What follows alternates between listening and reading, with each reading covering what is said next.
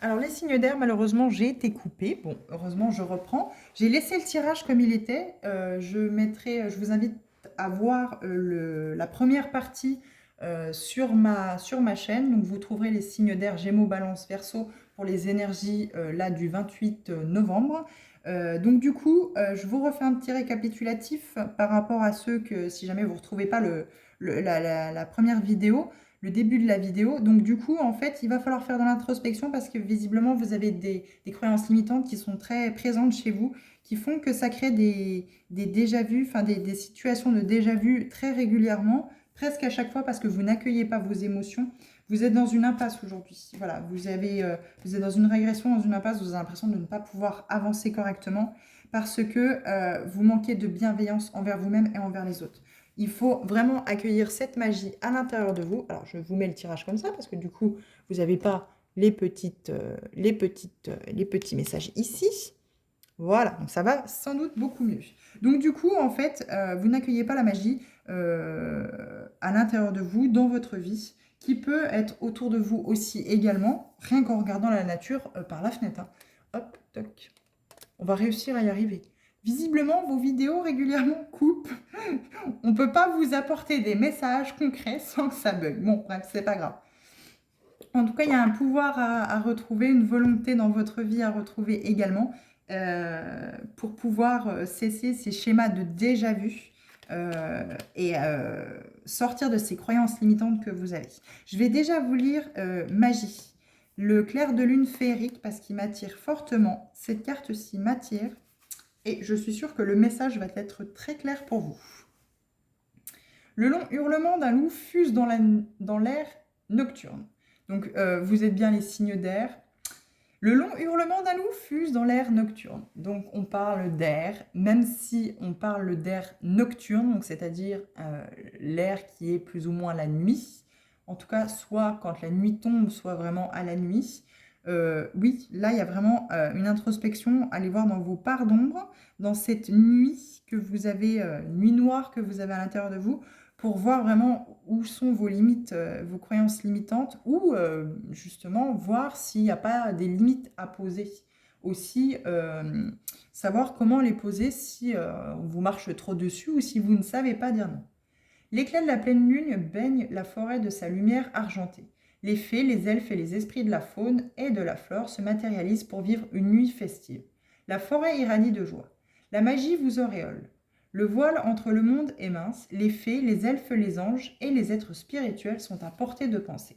L'univers est magique et la confiance est la clé, ouvrant les portes de ces royaumes. Alors, on a bien une clé ici, hein. On a une clé dans chacun, entre guillemets, des cerveaux de chacune des personnes. Ouvrant les portes de ces royaumes. Tout n'est peut-être pas comme il le semble. Grâce à la lumière protectrice de la lune, la magie de l'univers vous embrasse. Malgré l'obscurité, la lumière de l'astre lunaire vous révèle votre chemin, vous rappelant que vous devez faire confiance à votre ressenti. On l'avait dans le... Il avait plus ou moins, la carte confiance avait plus ou moins montré le bout de son nez dans l'oracle la forêt sacrée. Donc du coup, c'est dans la première vidéo. On la voit plus ou moins sauter en tas du paquet. Vous êtes en sécurité, même si vous ne le voyez pas, vous bénéficiez d'un soutien à la fois mystérieux et magique de la part d'êtres invisibles, qui agissent pour votre plus grand bien. L'esprit du clair de lune féerique dit « Croyez en la magie ». L'esprit vous envoie de puissants messages mystiques. Prenez le temps de les écouter. Laissez l'énergie luminescente et réceptive de la lune activer votre créativité. Vous recevez des messages ésotériques et devenez un messager spirituel pour les autres. Moi, je le ressens plus dans le sens où c'est que, voilà, il faut vraiment rentrer en introspection pour voir si vous n'avez pas des croyances limitantes qui vraiment vous bloquent pour accueillir cette magie dans votre vie. Et surtout, vous apporter cette bienveillance. Alors, on va lire du coup les cartes. Non, d'accord.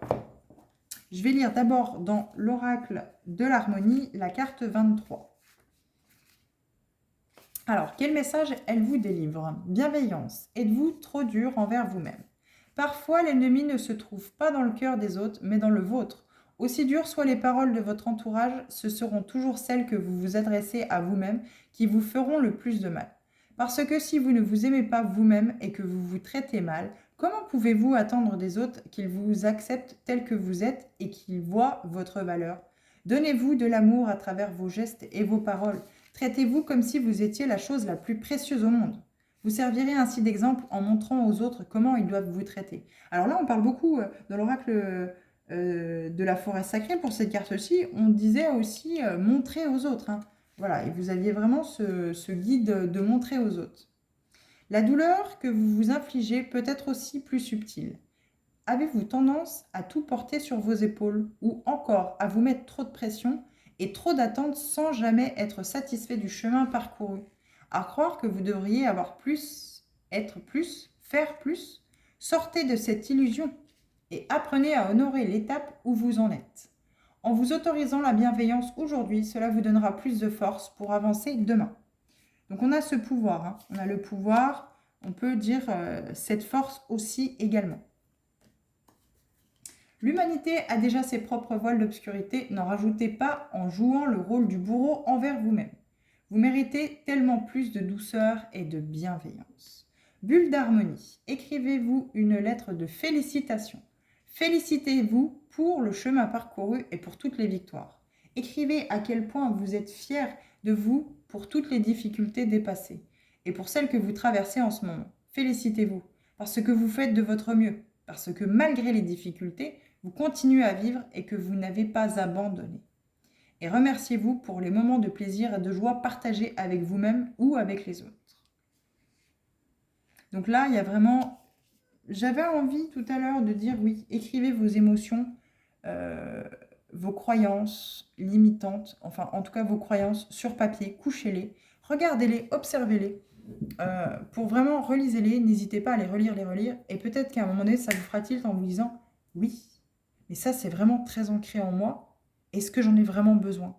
Est-ce que j'ai vraiment besoin de cette limite-là? Est-ce que j'ai vraiment besoin de me poser cette limite-là? Est-ce que j'ai vraiment besoin de faire comme ça ou d'être comme ça?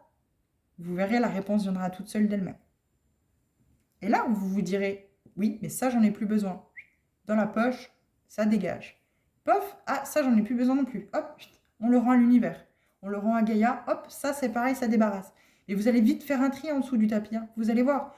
Si ça se peut, vous allez même vous dire, ah non, mais en fait, tout ce qui est sous le tapis, j'en ai pas besoin. Si c'est sous le tapis, c'est que finalement, ça ne m'est pas utile. Pourquoi je le garde sous le tapis? Eh ben non, non, non. Je ne le garde plus aujourd'hui, ça s'en va. Donc maintenant, on va passer à l'oracle de la Lune. Donc on va lire la carte 12 et la carte 17, ce qui vous est dit. Donc vous avez aussi également la carte introspection. Donc oui, c'est vraiment très présent dans tous les signes pour ces énergies actuelles. Gibbeuse croissante, identifier vos réels besoins et les différencier de ce qui ne vous est pas nécessaire vous permet de placer des limites saines. Voilà. Donc, il y a vraiment besoin d'identifier ce dont vous avez besoin et les différencier si elles sont nécessaires ou pas et de vous en débarrasser. Vous enseignez ainsi aux autres comment vous traiter. Identifiez ce qui est juste et sain pour vous avec clarté et soin. Simplifiez. Je peux dire oui et non avec authenticité et clarté. En cas de maladie ou en présence d'une intense émotion telle que le deuil, nous sommes naturellement forcés de tout simplifier. Donc on a ici la carte émotion. Celle-ci, en dos de deck, de l'oracle de l'harmonie, donc cet oracle-ci. On a bien cette carte émotion qui est là. Nous coupons le superflu trop difficile ou trop complexe à gérer. Nous n'acceptons plus d'invitations à des événements où nous serions forcés de faire bonne figure. Nous préférons regarder un film qui nous remonte le moral. Nous préférons ne voir ou ne parler qu'à des amis qui nous comprennent, nous aiment et nous soutiennent en vertu de tout. Nous préférons ouvrir notre cœur et passer du temps avec des personnes soigneusement sélectionnées et nous devenons extrêmement sensibles à ceux qui, nous le découvrirons maintenant, nous prennent de l'énergie. Nous pourrions aussi regarder notre corps avec plus de compassion et choisir une alimentation plus nourrissante pour le guérir. Des activités réconfortantes pour qu'il puisse récupérer plus facilement ou simplement choisir de nous reposer. Si nous sommes déjà en bonne santé, c'est que nous vivons déjà avec simplicité et avec des limites protectrices qui créent l'espace parfait pour notre guérison. Et si nous faisions cela tout le temps, si nous choisissions plus consciemment, plus simplement et plus spécifiquement au profit de notre esprit, de notre corps et de notre cœur? Oui, la vie est complexe, mais elle peut être plus riche et plus agréable si nous réduisons le surplus néfaste et choisissons un chemin plus réfléchi et plus authentique. Nous n'avons pas besoin de toutes ces babioles, de faire plaisir à tout le monde, de vivre à 100 à l'heure, de fast-food, de mode printemps-été, de ragots et de niveau de stress et de vie olympique. Non! Souvenez-vous de vos choix la dernière fois qu'il vous a fallu simplifier votre vie. Si cela était positif, peut-être que cela pourrait être votre nouveau point de référence. Tout jugement n'est pas systématiquement mauvais, ni à éviter. Nous jugeons tous les jours.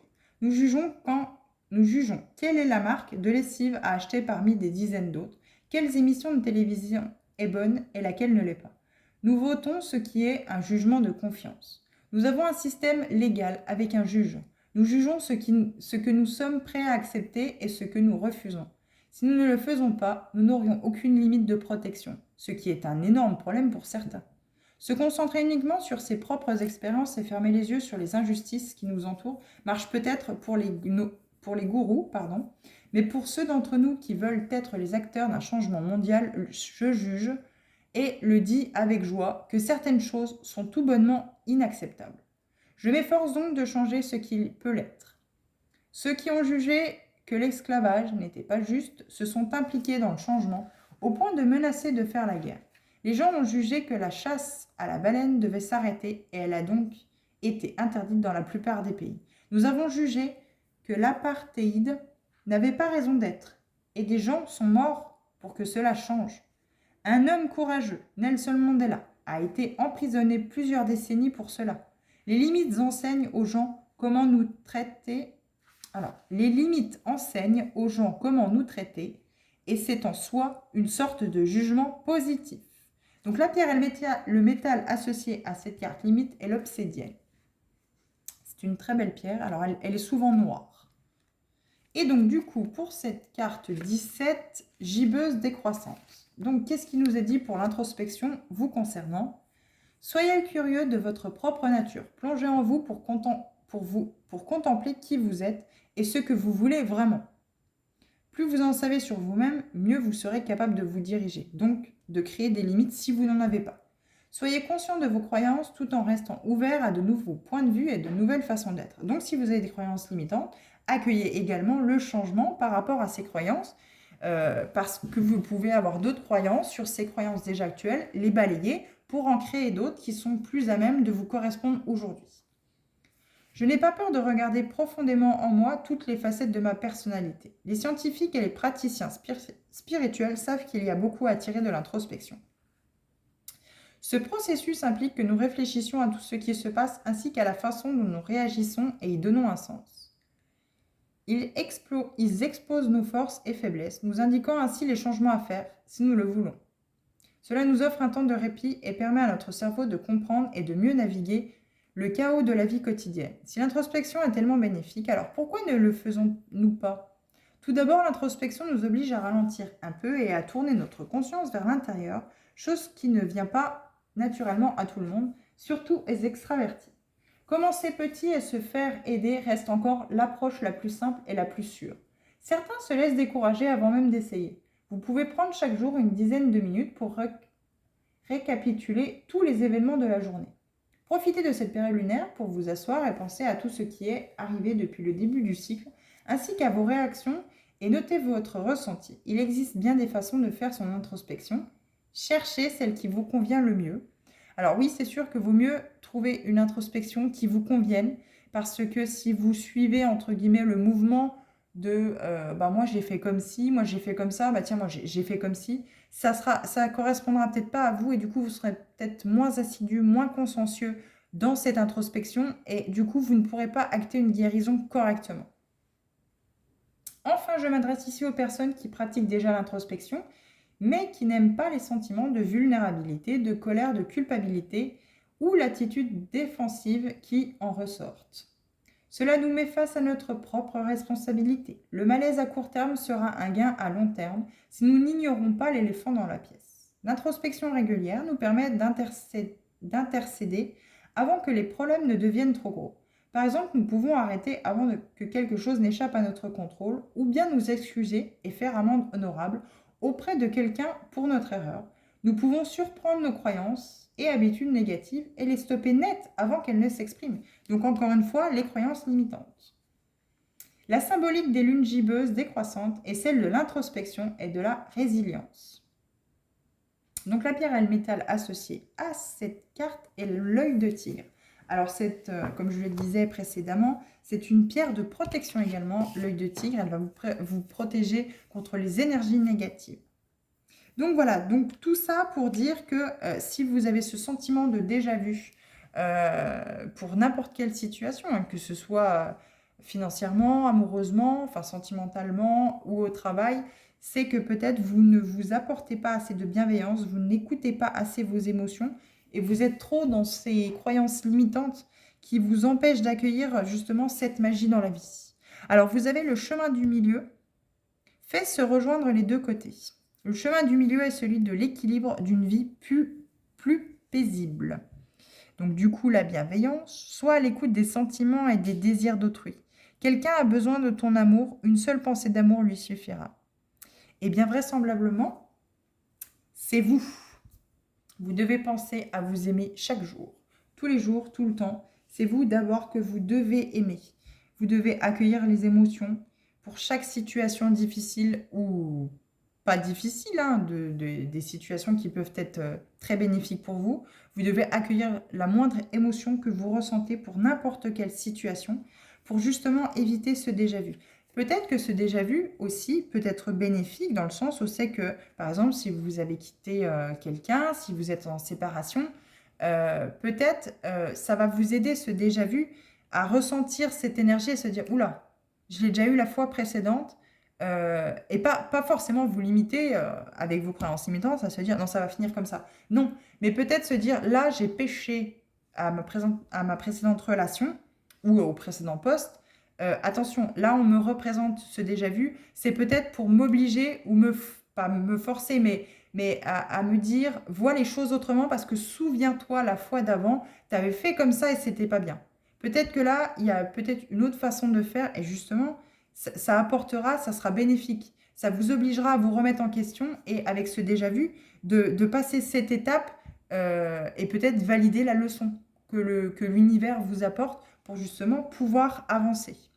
Dans n'importe quelle situation que ce soit, hein, qu'elle soit financière, sentimentale, au travail, professionnellement, voilà. Il y a peut-être ce déjà-vu récurrent parce que vous avez ces croyances limitantes qu'on vous demande de peut-être cesser en fait, de mettre sous le tapis et de les sortir une bonne fois pour toutes, pour les balayer et vraiment être vous-même. Et l'univers vous remet à chaque fois des situations de déjà-vu pour voir si vous allez, entre guillemets, retomber dans le panneau ou peut-être se dire « Ah non, la fois d'avant, donc encore une fois, hein, la fois d'avant, j'ai déjà vécu ça, j'ai fait comme ça, c'est pas bien passé, c'était pas comme ça qu'il fallait que j'agisse, je fasse, maintenant je change. Je change mon point de vue, je change ma façon de faire et elle est plus en accord avec moi et avec ce que je dois vivre. Mais soyez bienveillant envers vous-même, aimez-vous. Sortez de ces croyances limitantes et aimez-vous. Aimez la vie, aimez-vous. Je vais voir si on peut avoir une carte dans l'oracle de l'harmonie en complément de ce tirage. Alors, il est déjà pas mal fourni, hein, voilà, par rapport à ce qu'on a déjà. Mais voilà, encore une fois, aujourd'hui, il faut retrouver votre pouvoir. Histoire, voilà. Reste-t-il des zones d'ombre à éclaircir? Vous avez encore beaucoup de choses à aller voir dans vos parts d'ombre qui ne sont pas résolues du tout. Et c'est pour ça que vous êtes toujours en présence de croyances limitantes qui vous créent des scénarios de déjà-vu. Il faut tourner cette page sur le passé. Si vous n'arrivez pas à aller en profondeur dans ces zones d'ombre, n'hésitez pas régulièrement quand vous en sentez le besoin et que vous sentez que c'est trop oppressant, que vous avez trop cette pression sur les épaules, écrivez-les.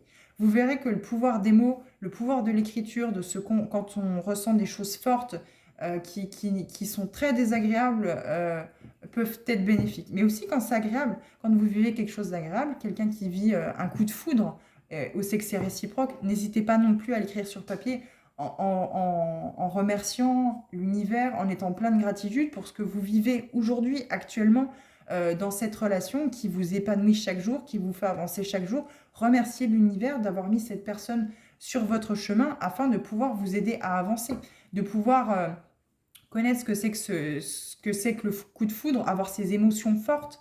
Voilà, ne pas hésiter aussi à remercier l'univers et aussi remercier l'univers également dans l'autre sens, hein, pour les leçons, les difficultés qu'il a mis sur votre chemin, et que ça vous aide aujourd'hui à aller chercher à l'intérieur de vous et à acquérir une certaine sagesse et découvrir cette bienveillance pour vous que vous devez acter. Et oui. Et oui, parce qu'en dos de deck, on a message. Comparaison. Cessez les comparaisons. Message, êtes-vous à l'écoute? Si ça se peut, l'univers, très certainement, l'univers vous envoie des messages, vos guides, vos anges vous envoient des messages pour essayer de vous faire comprendre ça, vous envoient des leçons par rapport à ces déjà-vus, mais visiblement, vous n'inculquez pas la leçon. Vous n'apprenez pas, ça ne vous sert pas de leçon. Vous êtes encore dans ce schéma répétitif où c'est que vous recommettez peut-être les mêmes erreurs. Où c'est que vous faites le même schéma, vous faites la même chose pour cette situation qui n'a pas fonctionné. Vous êtes de nouveau comme avant, ça n'a pas fonctionné avant, mais vous refaites la même chose pour cette nouvelle situation qui est du déjà vu, qui est sensiblement la même, peut-être avec une autre personne si sentimentalement ou professionnellement, mais vous recommettez les mêmes erreurs. Donc il y a voilà, un travail là-dessus, accueillir les messages de l'univers, les messages de vos guides, pour vraiment acter ce travail sur les croyances limitantes, cette introspection, pour cesser ce déjà vu. Et si vous ressentez dans les prochains jours, dans les prochaines semaines, qu'on vous remet devant une situation qui est déjà vue, posez-vous la question, avant toute chose, posez-vous la question, quelle leçon il y a derrière ça? Qu'est-ce que je dois apprendre? Quelles croyances limitantes je dois me séparer? Je ne dois plus utiliser et ne plus faire appel à ces croyances-là, lesquelles doivent disparaître. Si c'est toutes, faites-les toutes disparaître. Et recommencez. Recommencez sur d'autres croyances qui ne sont plus limitantes. Quoi qu'il en soit, accueillez la magie dans votre vie. Elle apparaîtra si vous vous séparez de ces croyances limitantes. Donc voilà, signe d'air, ce que je pouvais dire, donc les Gémeaux, Balance et Verseau. En tout cas, je vous souhaite une bonne soirée. Donc ça, c'est la suite du premier tirage. N'hésitez pas à aller sur ma chaîne, pour voir justement la première partie du coup, quand j'ai fait le tirage et les messages que j'ai également dit par rapport aux cartes qui se sont présentées à moi au fur et à mesure. Donc voilà, bonne soirée et puis je vous dis à bientôt, je l'espère.